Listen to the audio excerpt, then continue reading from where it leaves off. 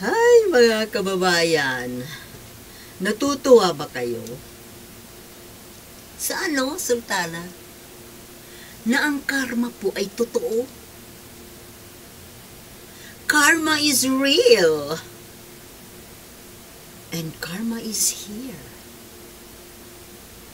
For whom? Kanino pa? Eh di ko'y digong nyo. Paano natin nasabi? Naku mga kababayan, sunod-sunod, no? Sunod-sunod na kamalasan sa mga Duterte. Napapanahon na kaya? Or masyado na ngang delayed? Nagbabayad na ba sila ng kanilang mga pagkakautang sa madla at sa mga biktima?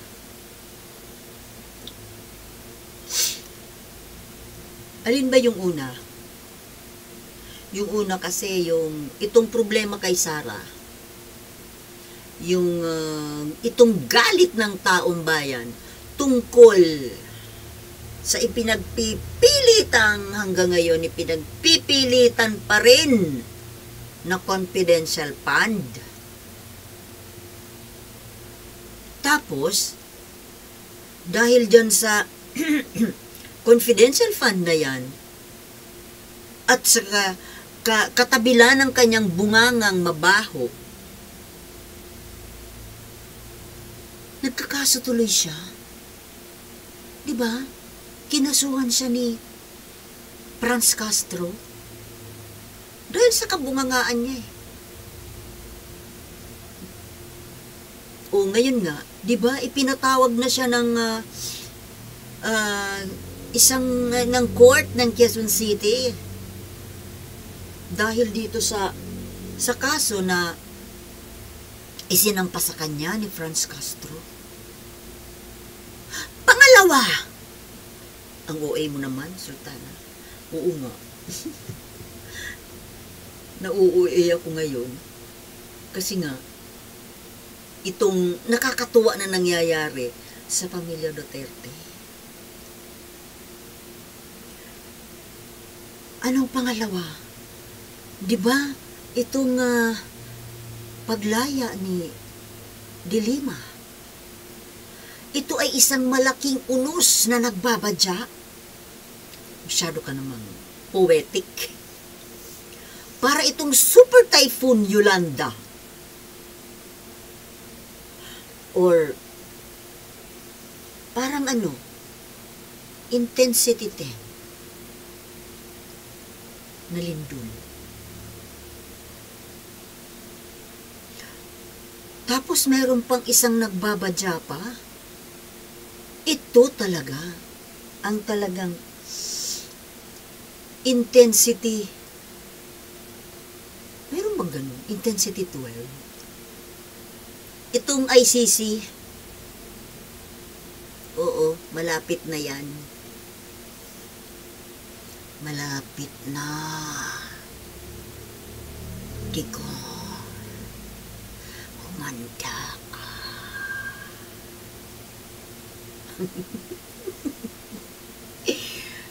Digong. Siguro po si Digong inuusig hindi lang ng korte, kundi ng kanyang konsensya. Nakakatulog pa kaya itong matandang to sa gabi?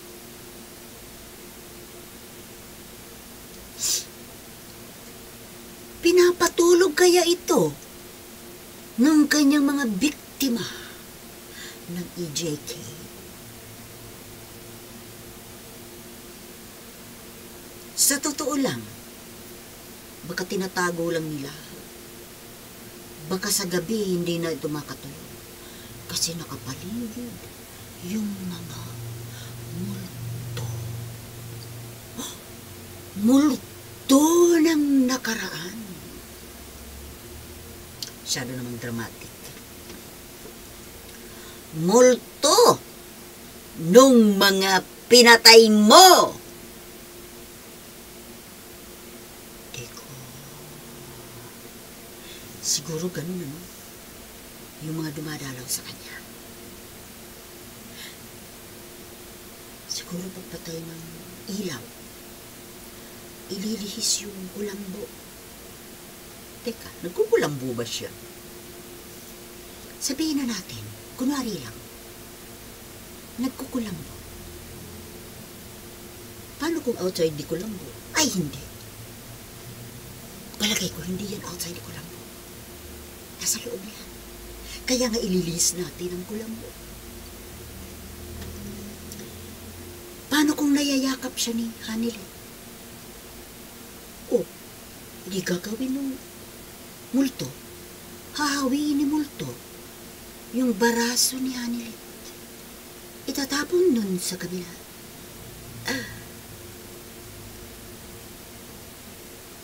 Paghawi ng kulambo. Tigo!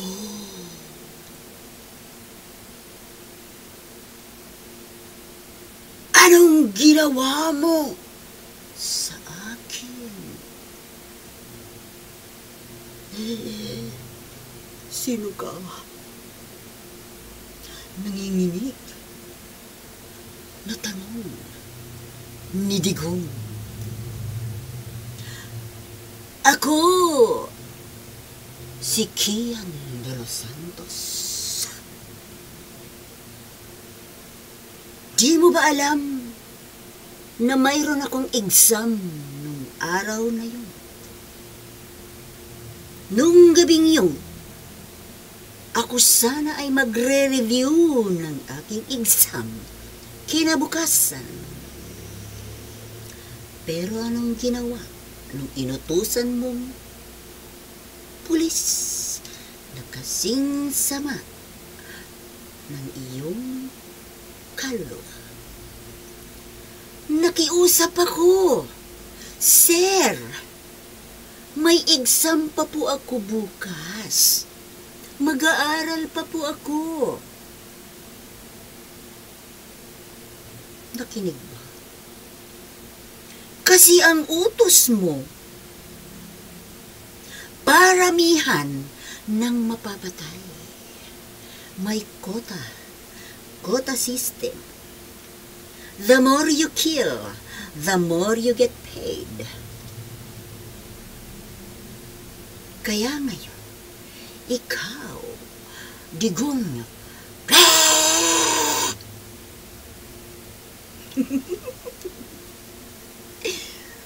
ang sama ng acting mo, Sultana. Hindi ka papasa.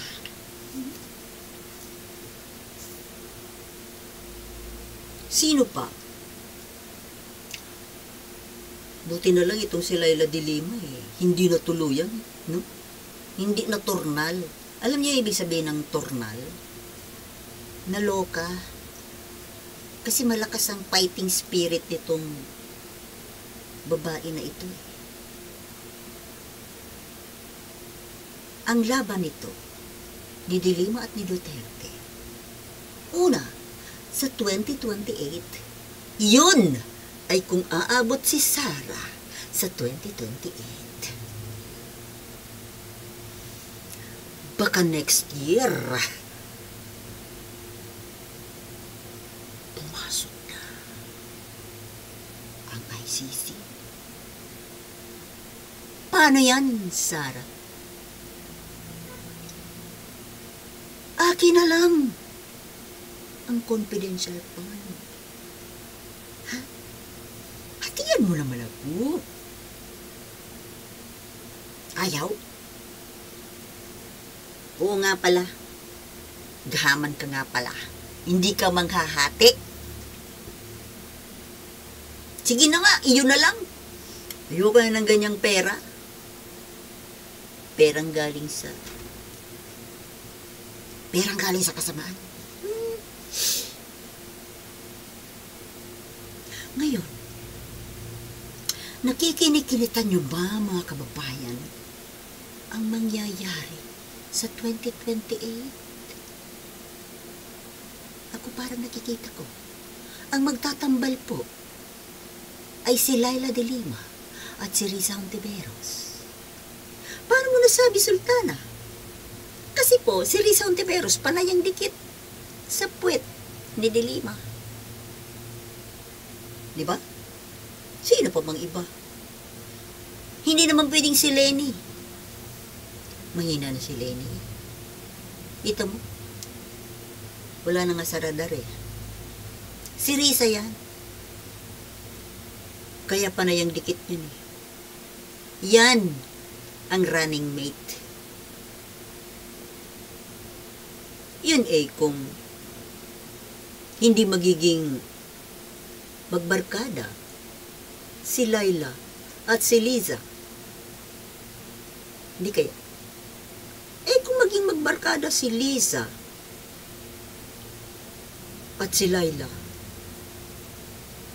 posible kaya na maging running mate ni Laila ay si Martin? Paano si Tulpo? Si Tulpo kasi, di ba yun yung dalahirang butike na nag-expose nung siyam na senador? Na nag-expose kung sino ang agreeable na ibalik kay Sara Duterte yung kanyang dirty money. Si Tulpo? Ewan ko ba? Ewan ko ba naman sa mga tanga? Bakit nyo tinatawag na idol yan? Never kong tatawaging idol yan. Pambihira kayo. Pupulot din lang naman kayo ng idol. Si Tulpo pa at si Robin, ano kayo? Ang dapat ninyong idolin, ako.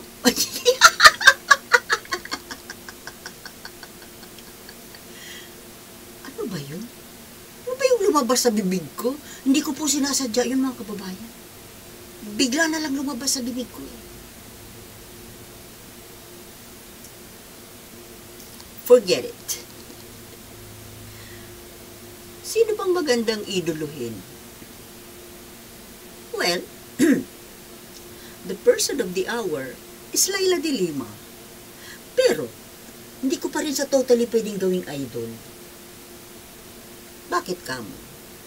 Pwede siyang idolin sa lakas ng loob, sa strength in personality, sa kanyang stand sa ilang mga issues.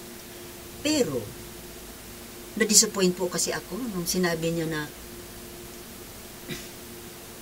inalintulad niya ang kanyang sarili kay Ninoy Aquino. Na si Ninoy daw pareho daw sila. Almost 7 years na nakulong dahil sa kanilang ipinaglalaban. So, ina-idolize pala niya si Ninoy Aquino. Kaya dun po ako, 1 point yun na na-disappoint ako sa kanya. Kaya ayoko na. Para pala sa kanya hero, si Ninoy. Well, oo nga pala, kalimutan ko. Dilawan nga pala siya. Pwede ba kayang magsanib puwersa, maging unit team, ang Dilawan at ang Marcos? Posible po. Kasi kung si First Lady Lisa ang magmamando, pwede pong mangyari yun. Ang pagsasanib puwersa, ang bagong unit team. Yung dating unit team biak. Ala, di ba? Right from the very beginning, biak. There was already a chasm. Let me check the Mr. Webster. To be sure, fissure na lang. Okay, fissure. Or crack. Dami pang sinasabi, mga highfalutin terminologies. Crack lang pala. I'm just wondering na kung ito po ang magiging name of the game ni First Lady Liza Marcos, pwede yun. Kaysa naman si Tulfo, no? Adi kay Laila na lang ako. Oh, kahit na dilawan, kahit na inidolize niya si Ninoy, ngayon puri din naman niya si Bongbong dahil hindi daw nakialam sa pagpapalaya sa kanya.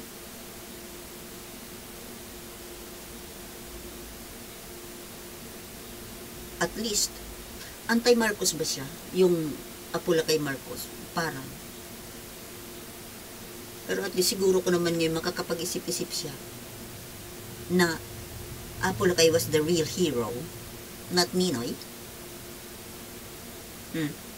Laila. Pwede, di ba? Pero kung papayag si Risa, baka maging oposisyon tuloy si Risa. Pero yung nakikita ko sa aking bolang kristal na itim,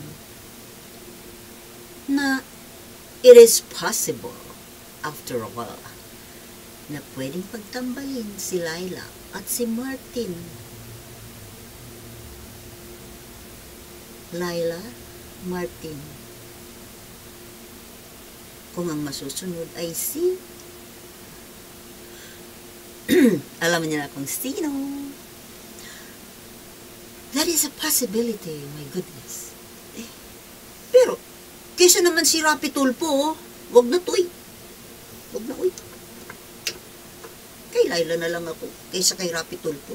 Mas magandang pair yun. Pero parang hindi yun gugustuhin ng ilang dilawan, ng mga insurekto. Bahala kayo. Pero kung para sa bayan ba tayo, kung makakabuti ba sa bayan, bakit hindi? Di ba mga kababayan? Yan na lang po muna po kasi parang gutom lang ata to Makapagkape na nga muna. Minsan-minsan lang tayo magluka-lukahan. Gusto nyo ba magluka-lukahan tayo minsan? Okay. Thank you for watching and I'll see you in my next luka-lukahan vlog. Peace.